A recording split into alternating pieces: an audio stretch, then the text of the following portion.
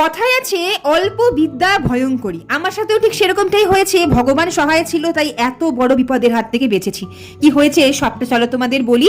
একদিন মাথায় চাপলো ভূত। এরকম বড় একটা কাঁসার থালায় অল্প পরিমাণ তেল, তার ডাবল পরিমাণ জল, একটু গোটা জিরা, হলুদ আর ঘরের এই ভাজা মশলা, জিরে, ধনে, গরম মশলা, একটু ব্ল্যাক পেপার, সবটাকে হালকা ড্রাই রোস্ট করে আমি এই মশলাটা বানাই।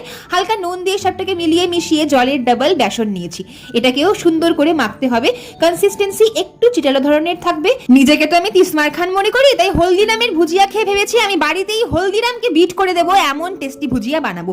বোতলের মধ্যে সমস্ত ব্যাটার ভরে বোতলের মাথায় ছিপিটাকে ফুটো করে যেই ভাজতে গেছি, বোতলের ছিপি খুলে সমস্ত ব্যাটার গরম তেলে পড়ে একেবারে ফোসকা পড়ে ঘাড়ে হাতে একাকার অবস্থা। তাই এইবার ওরকম কোনো রিস্ক নেইনি বাপু, এরকম দারুণ একটা টুল কিনে নিয়েছি। এত ভালো ভুজিয়া বাড়িতে হলো, আমার তো দুর্দান্ত লেগেছে। এই টুলটার লিঙ্ক স্ক্রিনে ট্যাগ করা আছে, দরকার হলে অবশ্যই দেখে নিও। এবার বৃষ্টির দিনে চাই গরম চা, সাথে পরিমাণে খাস্তা ভুজিয়া, টপ করে খেতে ভুলো না।